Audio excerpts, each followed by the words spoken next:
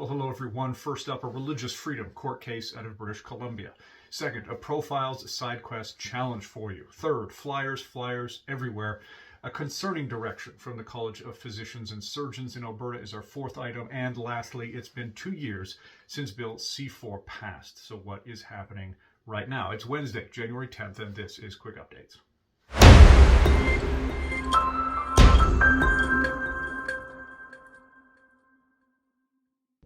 Hi everyone. This week a judge in BC ruled that the elders of a Jehovah's Witness congregation have to turn over certain confidential records to BC's Privacy Commissioner. Those records discuss the disfellowshipping of 2 former congregants. Those congregants are using BC's privacy law to demand access to those records.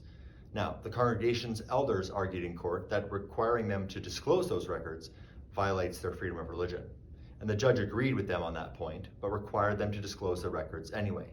The judge found that only by giving the Privacy Commissioner an opportunity to review those records could the Privacy Commissioner then balance the right for the former congregants to maintain control over information about themselves with the elders' right to freedom of religion. Now, the Commissioner may or may not require the further disclosure of information to those former members. Now, to learn more about this case and ARPA's involvement in it as an intervener, check out our website, arpacanada.ca. There's an article there. Thanks. Happy New Year and happy Polar Vortex to our grassroots supporters across the country. This is a Let Kids Be ARPA Profiles grassroots update. The contest, Let Kids Be Side Quest, continues to roll on. Lots of action during the Christmas break. Well done. As it stands right now, Emmanuel Christian School, first place. Edmonton Homeschool Group, second place, and we've got even the big kids involved, the Southeast ARPA chapter in third place. So kudos to our gratuitous, gritty grassroots grinders who I know will not let the weather stop them. Contest ends January 31. Remember, first place 300,000 points, second place 200,000 points, third place 100,000 points. Don't let the weather stop you. Get together with some friends and bunch up, bundle up, and buckle up. Let Kids Be Side Quest, arpaprofiles.ca, ends January 31. Let's get her done. Hey there. Over the last couple of years, you have really taken us up on our challenge to deliver flyers in our communities, whether it's been for our We Need a Law campaign or our Care Not Kill campaign, or more recently our Let Kids Be campaign. You've delivered well over 200,000 flyers in the last couple of years, and we want to say thank you. We want to continue to encourage you to use these flyers and continue to get our messages into our communities. And so I want to give you 2 words of caution. When putting these flyers out there, please do not go to mall parking lots and put them on car windshields. What ends up happening is people take them off, they just throw them away, and there ends up being a lot of litter with our campaign material around, and that just looks bad. We've heard from mall security, and they've asked us to not do this. In addition, some municipalities, they have bylaws against this, and so we don't want to get in trouble with bylaw officers either. Secondly, if you come to a door and there's a sign that says no flyers, please, let's just honor that. Again, we want to leave people with a good impression of our campaigns, and so honoring their requests is a good thing to do. But don't let this discourage you. We continue to want you to send out these messages, get these flyers into our communities. And so we still have some Let Kids Be flyers. So head on over to letkidsbe.ca, get some friends together, and let's continue to get this message out. Thanks. Hi everyone.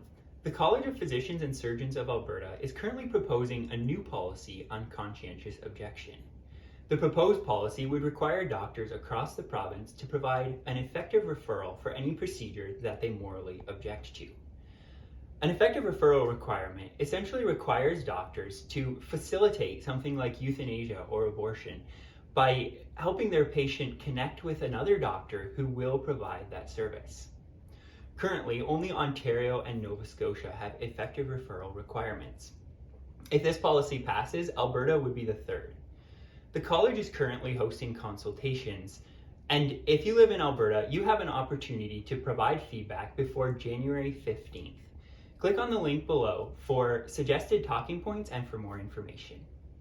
So it's already been 2 years ago, back in December 2021, that Bill C-4, the so-called ban on conversion therapy, passed the House of Commons. At that time, we were very vocal about the bill being overbroad, and we expressed concern about the government's indications that church leaders and parents wouldn't be targeted by the bill, but their simultaneous refusal to include any exemptions or allow making any amendments to the legislation. This past week, the CBC interviewed an organization called StopConversionPractices.ca, a group that expressed frustration that no one has been charged under this law for the last 2 years and seems intent on finding an organization or religious group to prosecute. And this organization is also funded by the Department of Justice. Now, in response to this bill, churches have been organizing Biblical Sexuality Sunday each year, a day when churches are encouraged to join together in making a statement defending biblical sexuality. This year, it falls on January 14th, and so you are welcome to join in on this coordinated effort. For our part, we are committed to keeping track of this file and any developments on the legal or legislative fronts. That's it for quick updates this week. Thanks to you for watching. Please do like, share, and subscribe, and we'll see you next week.